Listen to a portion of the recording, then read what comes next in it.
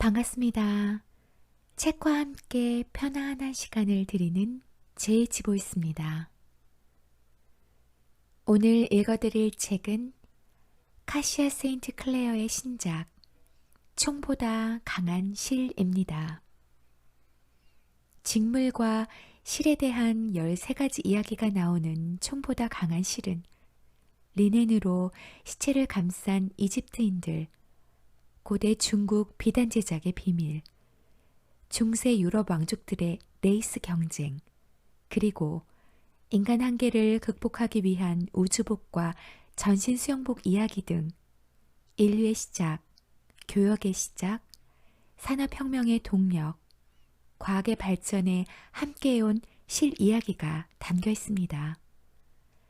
작은 실 하나가 어떻게 역사를 움직였는지 지금 일부분을 들려드리겠습니다. 고대 그리스인들은 운명의 여신이 사람의 운명을 결정한다고 믿었다. 신화에 나오는 운명의 여신들은 세 자매로 아기가 태어날 때마다 반드시 찾아온다. 가장 강한 힘을 지닌 여신 클로토가 실뭉치를 손에 들고 운명의 실을 뽑아내면 라케시스가 신중하게 그 실의 길이를 잰다. 그러고 나면 아트로포스가 그 실을 잘라내 아기가 언제 죽을지를 결정한다. 운명의 여신들이 결정을 하고 나면 인간은 물론이고 어떤 신도 그 결정을 바꿀 수 없다. 로마인들은 운명의 세 자매를 파르카이라는 이름으로 불렀고 고대 노르웨이인들은 노른스라고 불렀다.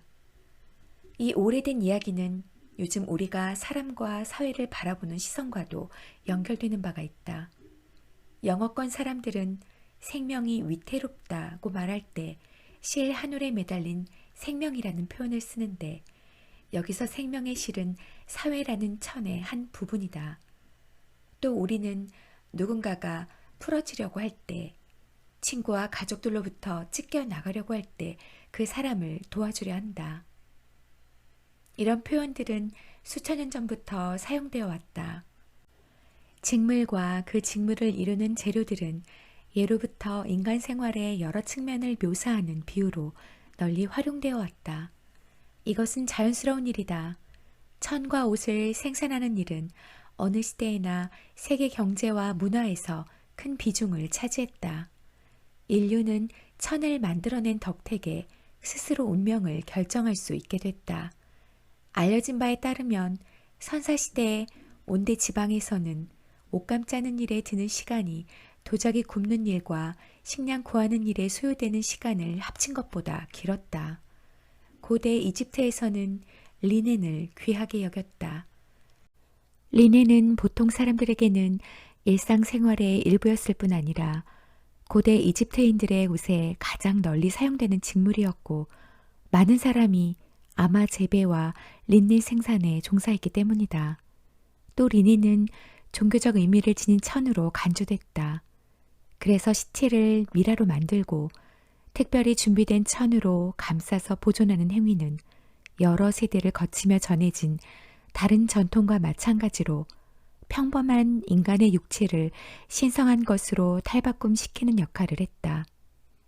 오늘날 우리가 천을 대수롭지 않게 여기는 모습을 우리 조상들이 봤다면 펄쩍 뛰었을 것이다. 천이 있었기에 인류는 추운 지방에 거주할 수 있었고 여행도 다닐 수 있게 되었다. 만약 천이 없었다면 인류는 일부 지역에서만 거주했을 것이다. 고급스러운 비단과 따뜻한 모직물이 비단길과 같은 교역로를 통해 거래되는 과정에서 서로 다른 문명들 사이에 사상과 기술의 교환이 활발해지고 사람들이 오가게 되었다. 실과 천을 생산하기 위한 정교한 수작업은 수많은 사람들이 일상적으로 하는 일이었다.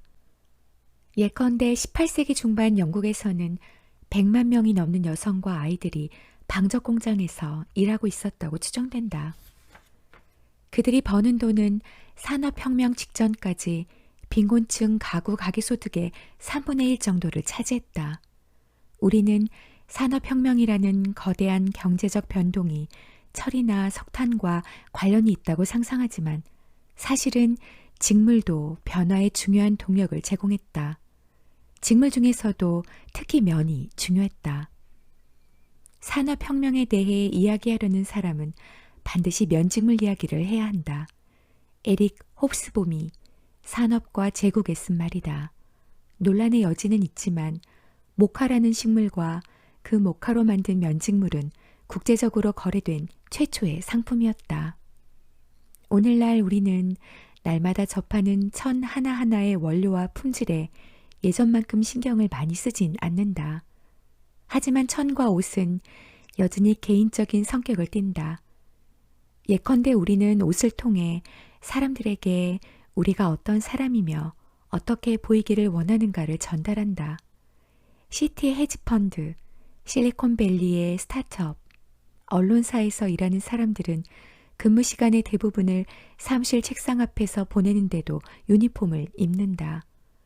부하 직원들이 옷에 대한 상사의 취향을 받아들이기도 한다. 작은 집단에서는 유행이 들판의 불길처럼 빠르게 번진다. 사회적 계층은 항상 옷을 통해 비공식적으로 또는 합법적으로 성문화된다. 구약 성서에는 다음과 같은 색다른 금기사항이 나온다. 평신도들은 밭에 씨앗을 섞어서 뿌리면 안 된다.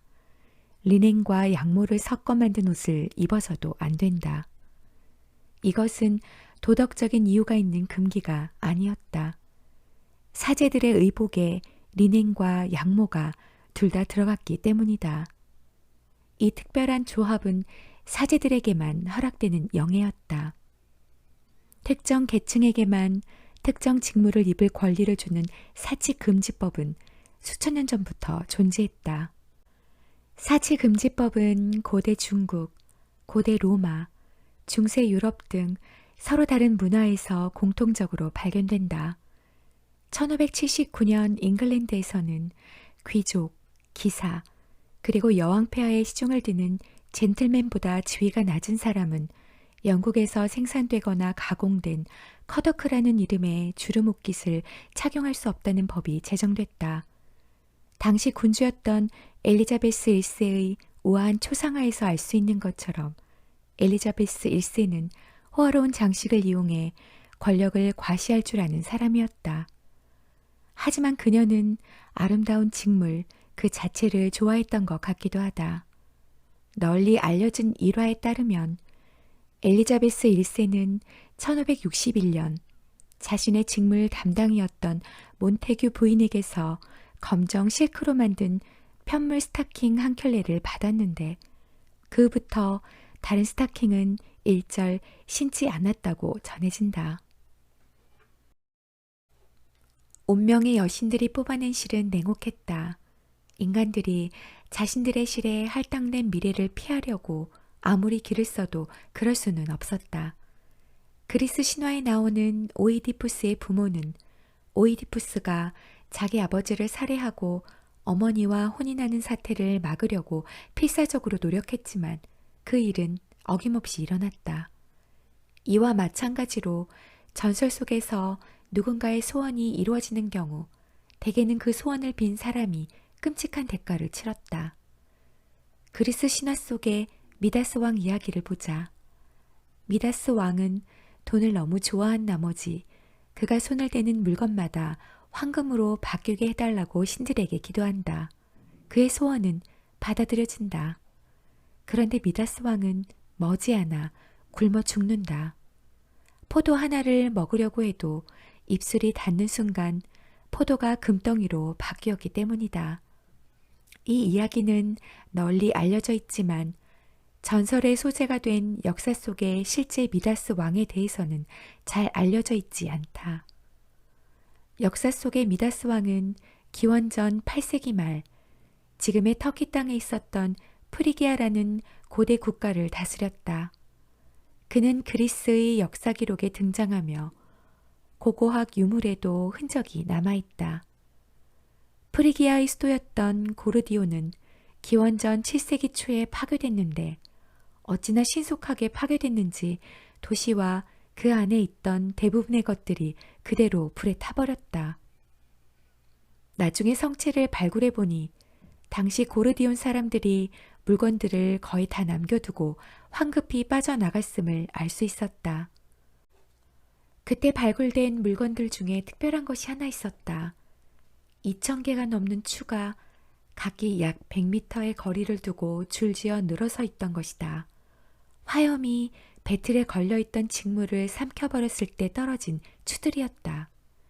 추의 개수로 밀어보면 도시가 파괴된 시점에 100명이 넘는 여자들이 프리기아의 왕을 위해 열심히 옷감을 짜고 있었던 것 같다. 미국의 고고학자 엘리자베스 바버는 다음과 같은 풍자적인 의견을 덧붙였다. 이러니 고대 그리스인들이 미다스가 금을 뜻하는 단어라고 생각했지. 실이 주요 소재로 등장하는 전설은 그 밖에도 많다.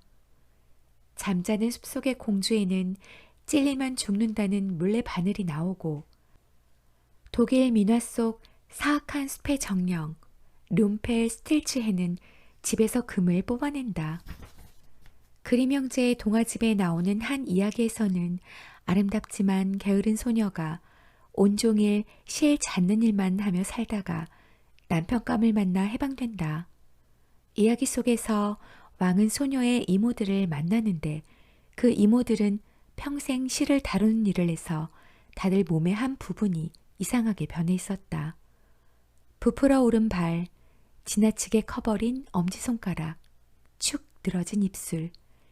이 이야기의 화자가 옷 만드는 사람들이었다면 이야기는 훨씬 깊은 울림을 가졌을 것이다. 신화와 전설에 직물과 옷감짝이라는 소재가 많이 등장하는 것은 우연이 아니다. 실제로 옷감 짜는 일은 재미난 이야기가 만들어지는 데 기여했다. 여자들이 대부분인 한 무리 사람들이 한 장소에 모여 몇 시간에 걸쳐 반복적인 노동을 한다면 이들은 자연히 시간을 때우기 위해 이야기를 만들어내고 서로에게 들려주게 된다. 이야기 속에 실을 잡거나 옷감을 짜는 주인공이 자주 등장하며 그들이 타고난 솜씨와 재치를 가진 인물로 나오는 이유도 여기서 찾을 수 있다. 호메로스의 오디세이에 나오는 오디세우스의 아내 페넬로페를 생각해보라. 페넬로페는 그녀의 남편이 죽었다고 믿고 메뚜기 떼처럼 달려드는 아카이아 지방의 끈질긴 구원자들을 물리칠 시간을 벌기 위해 옷감을 짠다.